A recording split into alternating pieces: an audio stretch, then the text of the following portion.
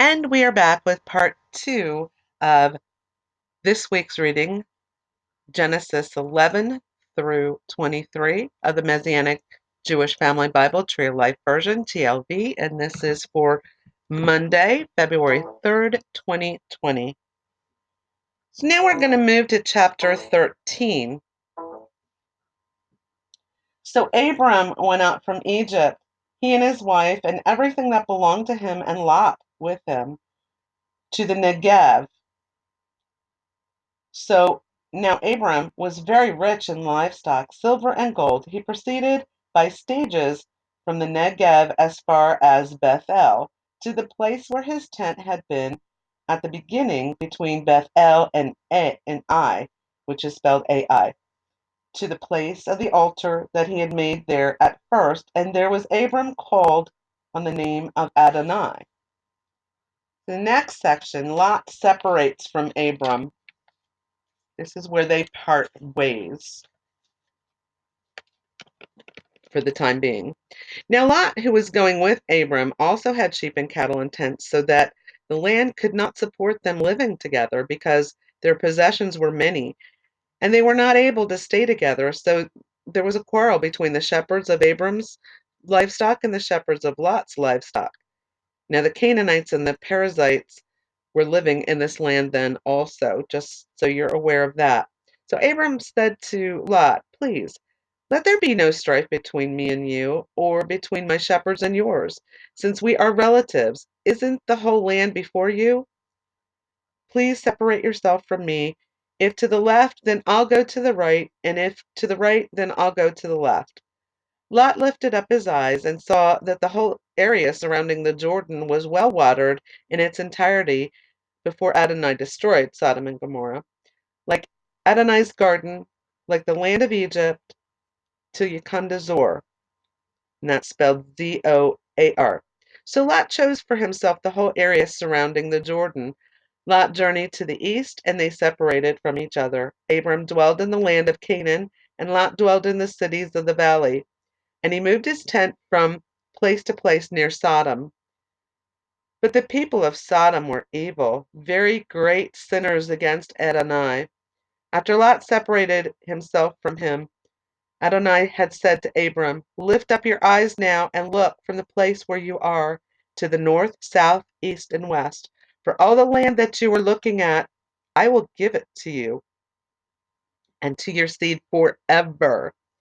I will make your seed like the dust of the earth, so that if one could count the dust of the earth, then your seed could also be counted. Get up, walk about the land through its length and width, for I will give it to you." So Abram moved his tent from place to place and came and dwelt by Mamre's large tree, which is in Hebron, and there built an altar to Adonai.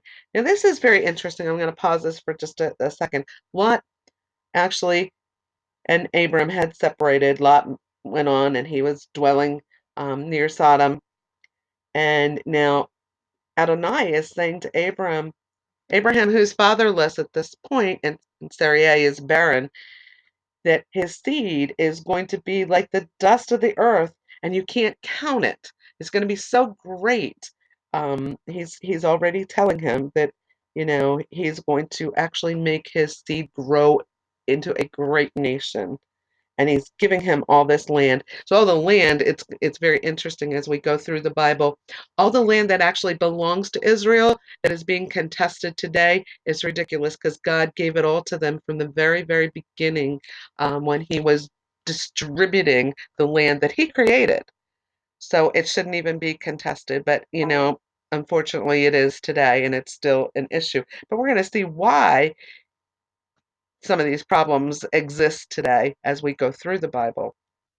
Now, chapter 14, we have two sections, and the first one is Abram rescues Lot, and the second one is Melchizedek, king of Salem. So we're going to start with Abram rescues Lot. Now, it came about in the days of Amraphel, king of Shinar, Arioch, king of Elasar,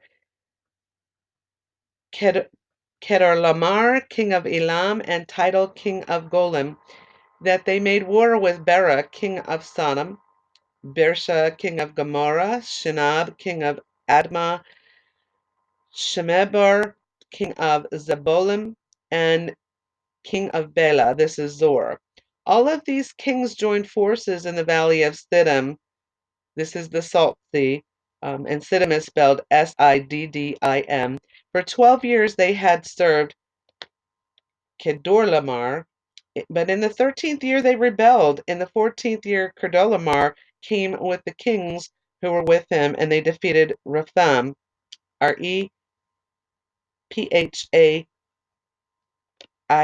Rephaim, in Ashtaroth Parnam, the Zuzim in Ham, and the Emim in Shava Kiryatam, and that's spelled ShavhyKiryatim, and the Horites in the hill country of Seir, as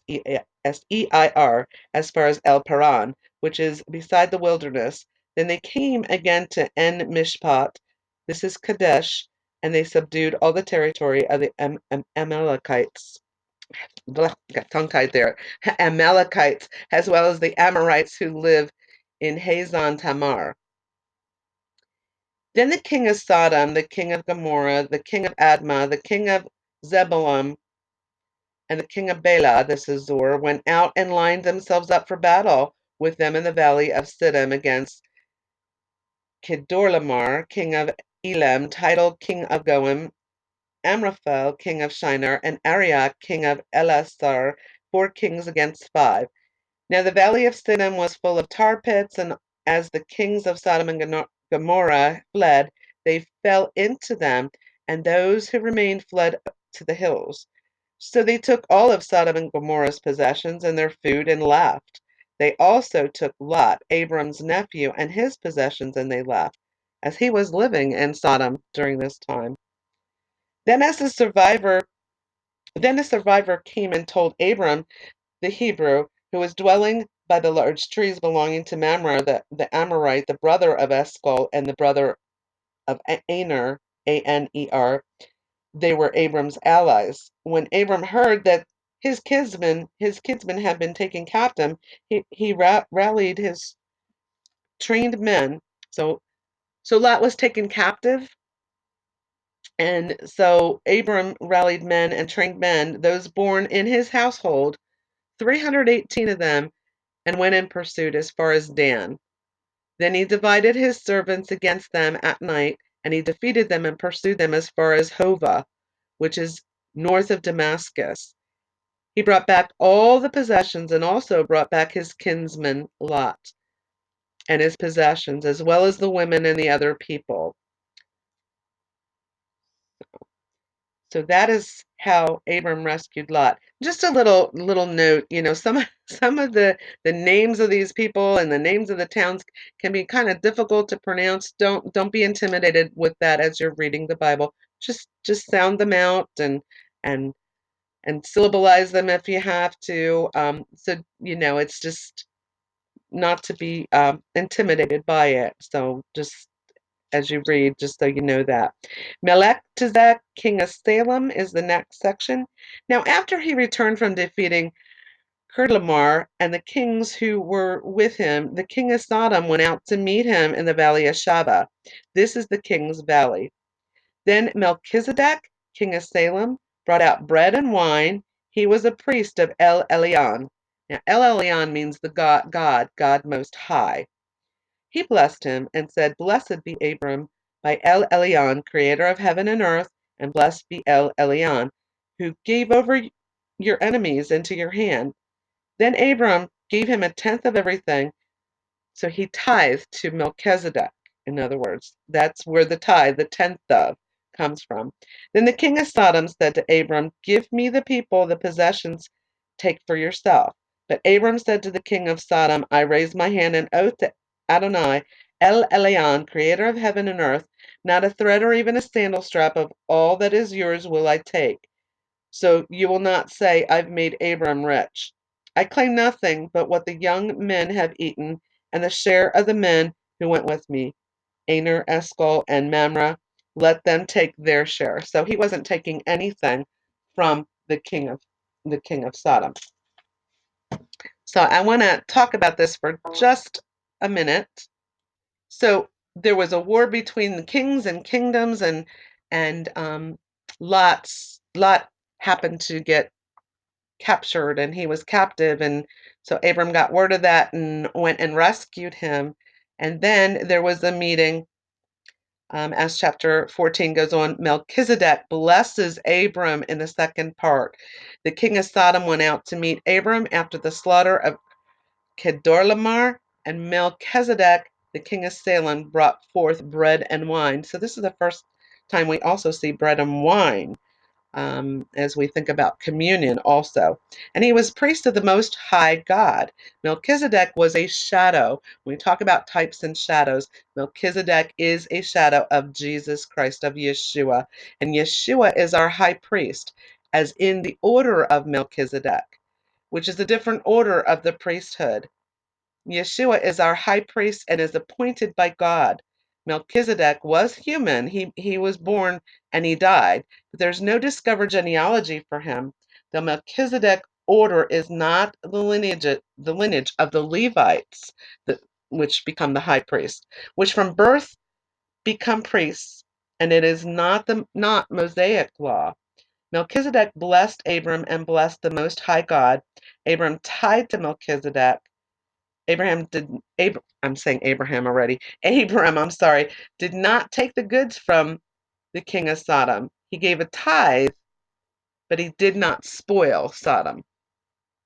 So before we go to chapter 15, I want to touch on some Bible verses that actually tie into some of the chapters that we have read so far. In chapter 12, we have Acts 3:25 that refers back to this, and actually it reads, "You are the sons of the prophets and also of the covenant that God cut with your fathers, saying to Abraham, in your seed shall all of the families of the earth be blessed."